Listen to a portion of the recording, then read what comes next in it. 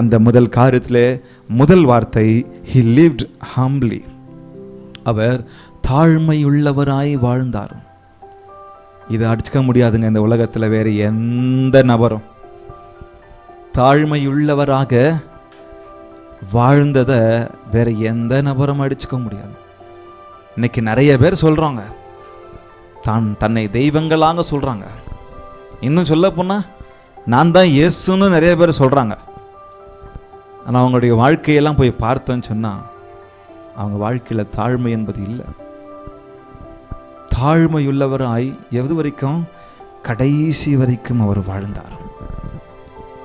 அதில் ஒரே ஒரு சம்பவத்தை நான் உங்களுக்கு நினைவூட்டுறேன். யோவான் 13:3-9 வரைக்கும் நீங்கள் ரெஃபரன்ஸ் எடுத்து வச்சுக்கோங்க. நான் விஷயத்தை சொல்கிறேன்.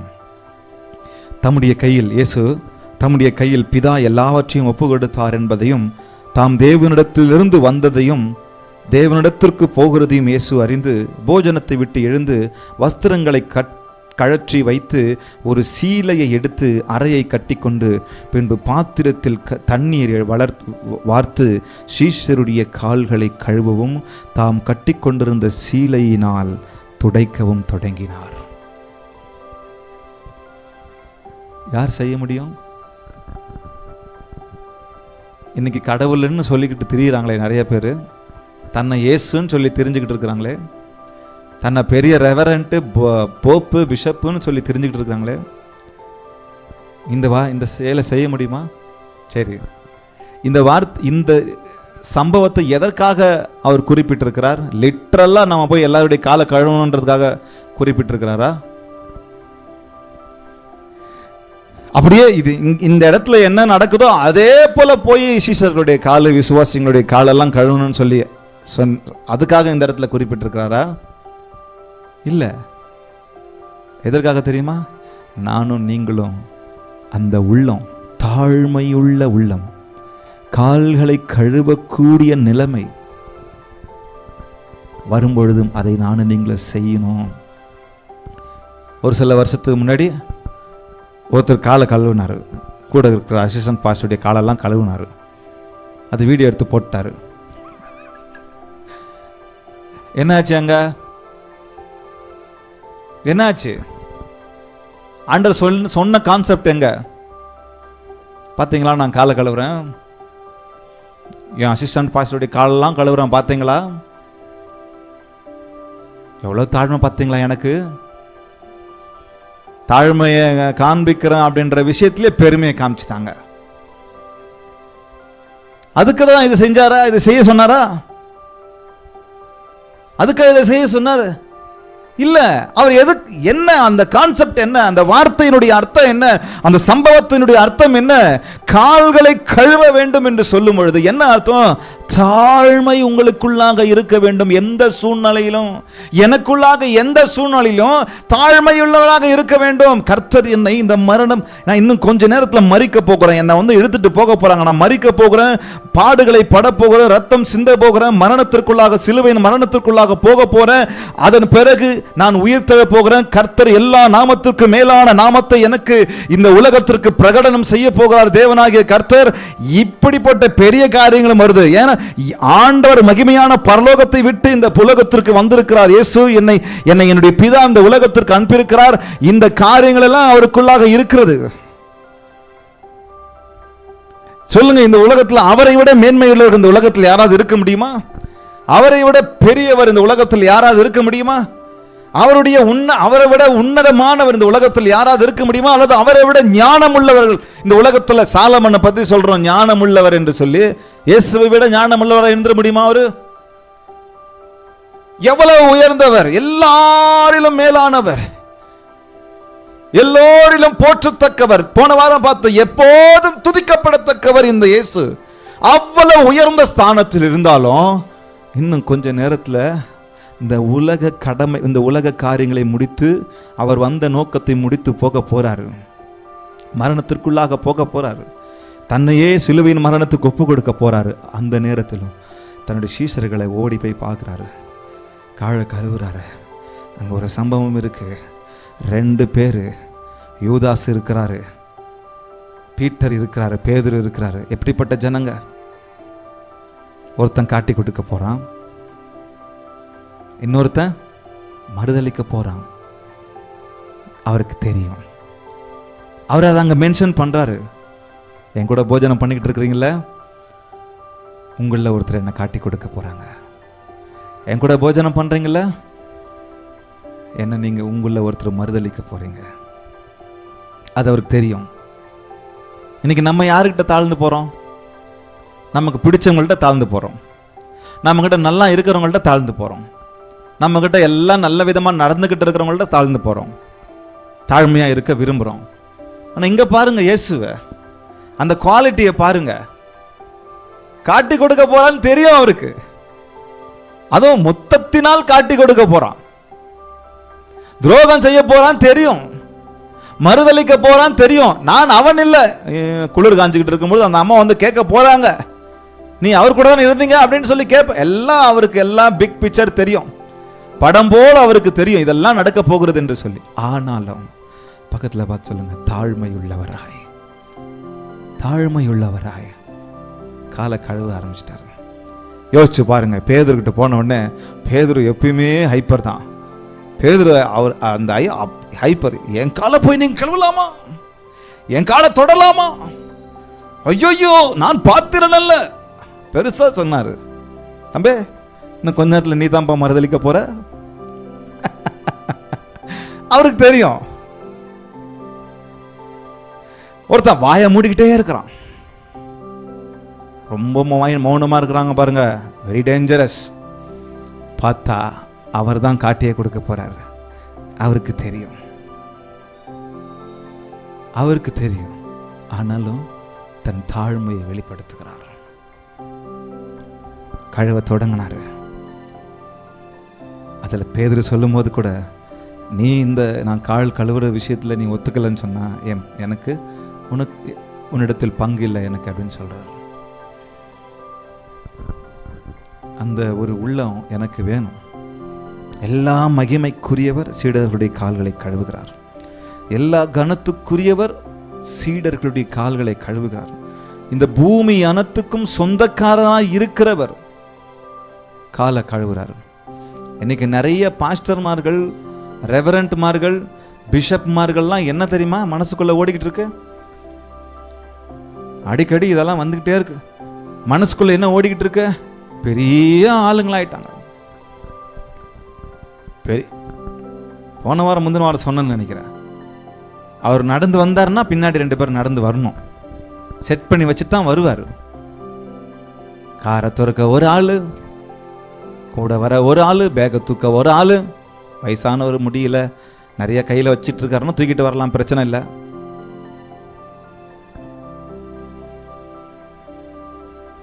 அதுலயே அவங்களுக்கு போயிடுது. பெருமையில மிதந்துகிட்டு இருக்கிற பாஸ்டங்க நிறைய பேர் இந்த உலகத்தில் இருக்கிறாங்க. போன வாரம் கூட வெள்ளிக்கிழமை கூட ப்ரேயர் பண்ணோம். சரியா ஊழியம் பண்ணணும், ஊழியக்காரங்க சரியான ஊழியத்தை பண்ணணும், ஞானத்தோட ஊழியத்தை பண்ணணும்னு சொல்லி.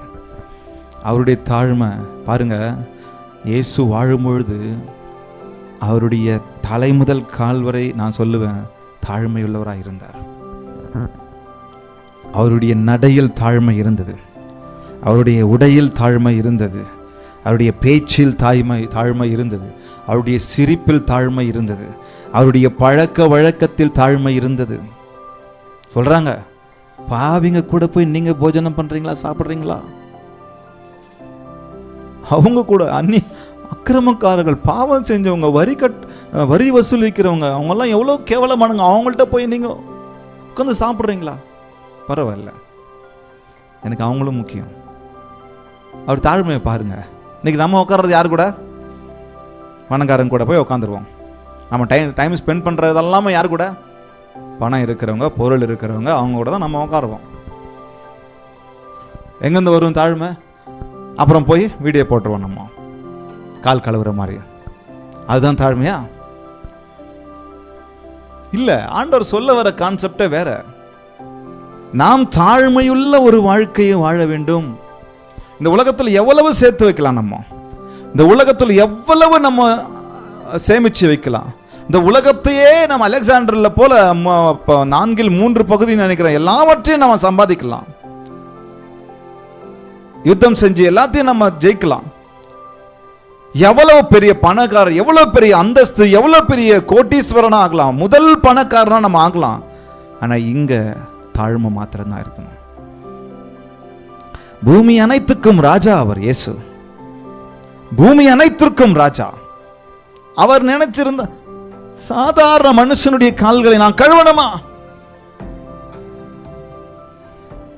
இல்ல, அப்படி நினைச்சிட்டு போயிருக்கலாம். ஆனா அவர் அப்படி நினைக்கல.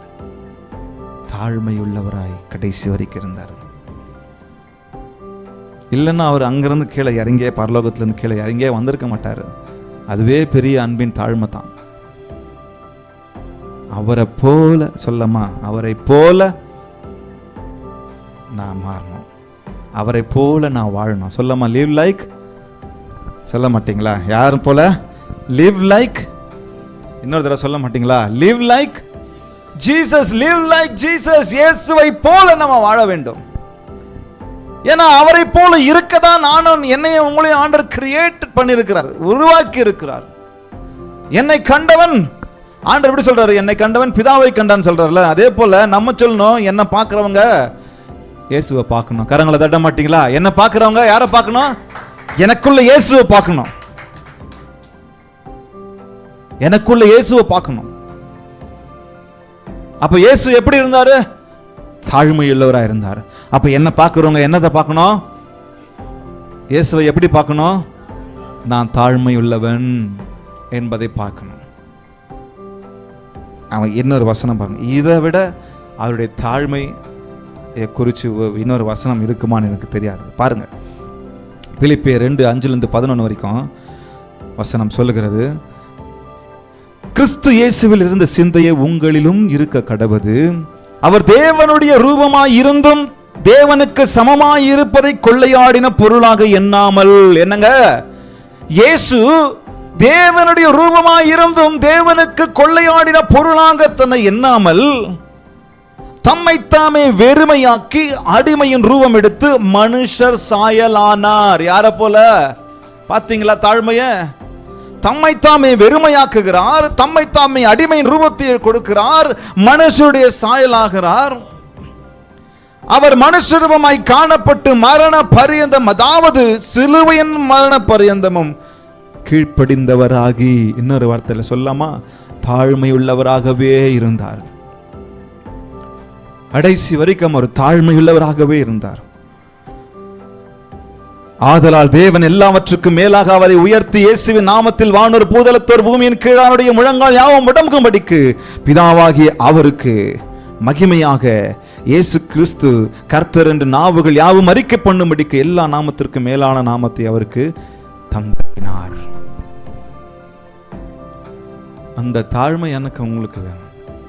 இன்னொரு சொல்லமா, லிவ் லைக் ஜீசஸ். எப்படி எப்படி ஆண்டவர் எப்படி பெருமையா, லிவ் லைக் ஜீசஸ். ஆண்டவர் எப்படி பெருமையா வாழ்ந்தாரா? என் பின்னாடி எவ்வளவு ஃபாலோவர் பார்த்தீங்களா? இன்னைக்கு யூடியூப்ல சப்ஸ்கிரைபர் ஒரு 1000 பேர் வந்துட்டு அவருக்கு பெருமை வந்துடுது. சர்ச்சு பேஜை ஒரு 10 பேர், ஒரு 50 பேர், ஒரு 100 பேர் லைக் பண்ணிட்டா பெருமை வந்துடுது. நிறைய பேருக்கு புரியாதுன்னு நினைக்கிறேன். யூடியூப் இந்த மீடியாக்காரங்களுக்கு புரியும். ஆனால் மீடியாக்காரங்களுக்கு நான் சொல்றேன், ஒருத்தருக்கு 1 லட்சம் சப்ஸ்கிரைபர், தெரிஞ்சவர், எனக்கு தெரிஞ்சவர், பெருமையா பேசுறாரு. அவருக்கு எந்த சபை ஊழியமும் இல்லை, எந்த ஊழியமும் இல்லை. ஆனா யூடியூப்ல மாத்திரம் பிரசங்கம் பண்ணிக்கிட்டு இருப்பாரு. ஒருத்தரை விசாரிக்க மாட்டாரு, ஒருத்தரை தாங்க மாட்டாரு.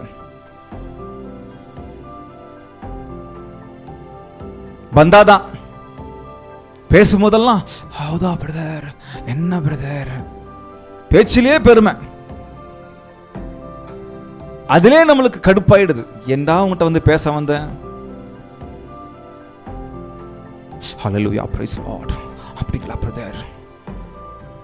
மனுஷன் கூட மனுஷனா பேசுங்க, ஃப்ரெண்டு கூட ஃப்ரெண்டா பேசுங்க. அப்படிதான் ஆண்டவர் பேசினாரா? போறாரு, சமாரிய ஸ்திரீ கிட்ட போறாரு. இவர் பெரிய படிச்சவர் இல்லையா, எல்லாவற்றையும் கற்று தேர்ந்தவர் இல்லையா, ஆண்டவர் எல்லாமே தெரியும் தானே. சமாரிய ஸ்திரீ கிட்ட போயிட்டு அப்படியே தூய தமிழ்ல போய் பேசி, அங்க வேற பாஷை பேசினாரு. நான் சொல்றேன், நம்ம பிரகாரமாக சொல்கிறேன், தூய தமிழில் எனக்கு எவ்வளோ அந்த பேசிலே தெரிஞ்சிடும். எனக்கு அது தெரியும், எனக்கு இது தெரியும். நீ ஸ்போர்ட்ஸ் பற்றி பேசுறியா, நான் பேசுகிறேன். நீ அதை பற்றி பேசுறியா, நான் அதை பற்றி, அரசியல் பற்றி பேசுறியா, நான் பேசுகிறேன் அப்படின்னு பேசினாரா? சமரஸ்திரிகிட்ட போயிட்டு அப்படியே கீழே அவங்க லெவலில் இறங்கி பேசிட்டாரு. போறாரு, கொஞ்ச தூரம் போறாரு, இன்னொரு நபர்களை பார்க்குறாரு. போன மாதம்லாம் பார்த்தோம்.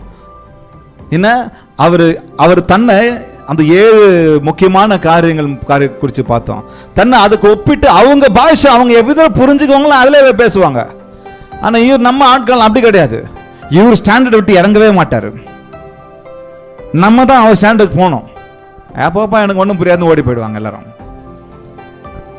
இறங்கவே மாட்டார். வார்த்தையில் இறங்க மாட்டார், பேச்சில் இறங்க மாட்டார், கண்ணில் இறங்க மாட்டார், நடவடிக்கையில் இறங்க மாட்டார். என்னை பார்க்குறவங்க யாரை பார்க்கணும்? இயேசுவை பார்க்கணும். அப்போ இயேசுவை பார்க்கணுன்னா நான் எப்படி இருக்கணும்? தாழ்மையுள்ளவங்களாக தான் இருக்கணும் கடைசி வரைக்கும். அசல் மரண பரியந்தம் தன்னை கீழ்ப்படிந்தவராகி. கீழ்ப்படியணும்னா இவங்க உள்ள என்ன இருக்கணும்? தாழ்மை இருக்கணும். எதிர்த்து நிற்கிறேன்னு சொன்னால் பெருமை வந்துடும். எதிர்த்து நிற்கிறான், ஆனால் தாழ்மையாக இருக்கிறார். ஏன்னா கீழ்ப்படுகிறாரு. அப்போ தாழ்மை இருந்ததால தான் கீழ்ப்படுகிறாரு. அவர் மேலே தப்பு இல்லை, இப்போ என் மேலே தப்பு இல்லை. ஒரு சண்டை வருது வீட்டில், குடும்பத்தில் சண்டை வருது, இல்லை கணவன் மனைவிக்கு சண்டை வருது. இப்போ எனக்கும் லொரியனுக்கும் சண்டை வருது, என் மனைவி லொரியனுக்கு சண்டை வருதுன்னு வைங்க. என் மேலே தப்பு இல்லை, அவங்க மேலே தான் தப்பு. அப்படி தப்பு இல்லாம என்ன குதிப்பேன் தெரியுமா? நானு உனக்கு தெரியுமா, இதை பத்தி பேசாத, நீ என்ன விட பெரிய ஆளா, உனக்கு என்ன தெரியும், அப்படி கத்திக்கிட்டே இருக்கிறான்னு வைங்க. அவங்கள உண்மைதான், நீங்க சும்மா சொல்லல அப்படின்றாங்க, மனசுக்குள்ள நினைச்சுக்கிறாங்க. கத்திக்கிட்டே இருக்குங்க. எங்க தெரியும் என் தாழ்மை? தப்பு இல்லை. தப்பு இருந்துச்சுன்னா ஒன்றும் இல்லைப்பா, ஆமாம் கெட்டுதான் வாங்கிட்டு போவோம். தப்பு இருக்குதோ இல்லையோ, தாழ்மையாக இருந்தார் இவர். அவர்கிட்ட தப்பே இல்லை, அவர்கிட்ட பாவமே இல்லை. நம்ம அடுத்தது பார்க்கலாம். அடுத்து அவர்கிட்ட பாவமே இல்லை, அவர்கிட்ட எந்த குறையும் இல்லை. பிலாத்து பார்க்குறாரு, முடிஞ்ச அளவுக்கு அவரை வந்து தண்டனை கொடுக்கறதுலேருந்து தவிர்க்க பார்க்குறாரு. பிலாத்து இயேசுகிட்ட கொண்டு போகிறாங்க. நீ பர்னபாசை விடுதலை பண்ணுங்க, இவனை நீங்க கொலை பண்ணுங்க அப்படின்னு சொல்லி ஆண்டவரை சொல்றாங்க. முடிஞ்ச அளவுக்கு பிலாத்து தடுக்க பாக்குறாரு, வேண்டாம் இவரை தண்டனைக்குள்ள கொடுக்க கூடாது முடிஞ்ச அளவுக்கு. ஏன்னா அவர் மேல எந்த தவறையும் பார்க்க முடியல. திரும்ப திரும்ப கேட்டே இருக்கிறார். ஆண்டவர் வாயை திறந்து ஒன்றும் சொல்ல மாட்டிருக்கிறாரு. என்ன உங்களை விடுதலையாக்க என்னால முடியும், உங்களுக்கு தண்டனை கொடுக்கவும் என்னால முடியும், உங்களை விடுதலையாக்கவும் என்னால முடியும், உனக்கு தெரியும் தானே, சொல்லுப்பா நான் எதனா ஒன்று செய்யறேன்னா. என் பிதா, அவர்கிட்ட ஒரே வார்த்தை தான், என் பிதாவினிட்ட இருந்து அனுமதி வரலன்னா இந்த உலகத்தில் யாரும் என்ன ஒன்றும் பண்ண முடியாது. இயேசு சொல்லி முடிச்சிட்டாரு, தாழ்மை சொல்லி முடிச்சிட்டாரு. நீங்கள் வாசிங்க. அங்கேருந்து அனுமதி வரலன்னா நீ பிலாத்தனா இரு, நீ யாருன்னா இரு, என்னை ஒன்றும் பண்ண முடியாது. ஸோ அதனால நீ செய்கிறது செய்ப்பா, நான் தான், என்னை வந்து யாரும் பிடிச்சிட்டு வரல, நானாக தான் ஒப்பு கொடுத்துருவிடே அந்த. நீ என் வேலை வந்தது இல்லை, நான் தப்பிச்சு போயிருப்பேன். ஏன்னா ஆண்டவர் சொல்கிற அடிக்கடி தப்பிச்சுட்டு போயிட்டே இருப்பார். இப்போ இந்த இடத்துல போகக்கூடாது, இப்போ இந்த கிராமத்தில் போகக்கூடாதுன்னு சொல்லி. ஏன்னா அவருடைய வேலை வரல, இப்போ அதுக்கான வேலை வந்துடுது. நான் உன் கூட நிற்கிறேன், நான் எங்கேயும் தப்பிச்சு போக மாட்டேன். கடைசி வரைக்கும் தாழ்மையை காமிக்கிறாரு. அப்போ நான் எங்கே என் குடும்பத்தில் நான் தாழ்மையை காண்பிக்கிறேன்னா, என்னை பார்க்குறவங்க யாரை பார்க்கணும்? என்னை பார்க்குறவங்க யாரை பார்க்கணும்? சத்தமாக சொல்லுங்களேன் ப்ளீஸ். இயேசுவை பார்க்கணும். ஏன்னா கொஞ்சம் பேர் தான் இருக்கிறீங்க, நீங்கள் சத்தமாக பேசினா தான் என் காது கேட்கும். ஒன்று என்னை பார்க்குறவங்க, அப்போது என்னை பார்க்குறவங்க பெருமையாக பார்க்கணும் இப்படி. ஏன்னா இயேசு பெருமையுள்ளவராக இருக்கார்ல. இல்லை, என்னை பார்க்குறவங்க சண்டைக்காராக பார்க்கணும். என்னப்பா இந்த மாதிரி கத்துறான், அந்த மாதிரி பார்க்கணுமா? You are created to be like பண்ணுங்க ஜீசஸை. You are created to be like Jesus. We are created to be like Jesus. நான் ஆண்டவரை போல இருக்க விரும்புகிறேன் என்று சொன்னால் ஆண்டவருடைய தாழ்மை எனக்குள்ளாக இருக்கணும். அந்த தாழ்மை எனக்குள்ளாக இல்லைன்னு சொன்னா நான் அவரை போல இருக்க இல்லைன்னு அர்த்தம். என் மேல தப்பு இருக்கட்டும், தப்பு இல்லாமல் இருக்கட்டும், தாழ்மையை காமிச்சிருங்க. சொல்லுவாங்க ஒருத்தர், நான் பொறுமையா இருக்கிற வரைக்கும் தான் பிரதர் பொறுமையா இருப்பேன், வாய மூடின்னு இருக்கிற வரைக்கும் தான் வாய மூடின்னு இருப்பேன். என்னை வந்து யாரும் ட்ரிகர் பண்ணட்டும், என்கிட்ட ஒருத்தர் நிக்க முடியாது. பக்கத்துல பாச்சு, இதெல்லாம் ஒரு பெருமையா? இதெல்லாம் ஒரு பெருமையா? ஒரு நிமிஷம் ஒரு இயேசு ஒரு நிமிஷம் இயேசு அப்படி ஒண்ணு இருந்தா எல்லாரும் பொசுக்குன்னு விழுந்துட்டு இருப்பாங்க, பொசுக்குன்னு விழுந்துட்டு இருப்பாங்க. வந்து அப்படி காரி துப்புறாங்க. தாழ்மையா இருக்கிறார். அப்படி அடிக்கிறாங்க. பரவாயில்ல, நீ யூதரின் ராஜாவா? முள்கிரீடத்தை வச்சு அமக்குறாங்க. பரவாயில்ல, தாழ்மையா இருக்கிறாரு. உங்க மேல சின்ன கல்லு விழட்டும், என் மேல ஒரு சின்ன வார்த்தை விழட்டும், வானத்துக்கும் பூமிக்கும் எப்படி குதிக்கிறேன் நான் சொல்லமா? நான் சொன்ன ஆரம்பத்தில் முதல்ல இது எனக்கு தான். You are created to be like Jesus. ரெண்டாவது, நீங்க இந்த வார்த்தையை நீங்க எடுத்துக்கங்க. முதல் யாக்கோபு 4:10, கர்த்தருக்கு முன்பாக தாழ்மைப்படுங்கள், அப்பொழுது அவர் உங்களை உயர்த்துவார். நான் கர்த்தருக்கு முன்பாகவும் தாழ்மைப்படணும், அதே சமயத்தில் மனுஷர்கள் மத்தியில் தாழ்மையாக இருக்கணும்.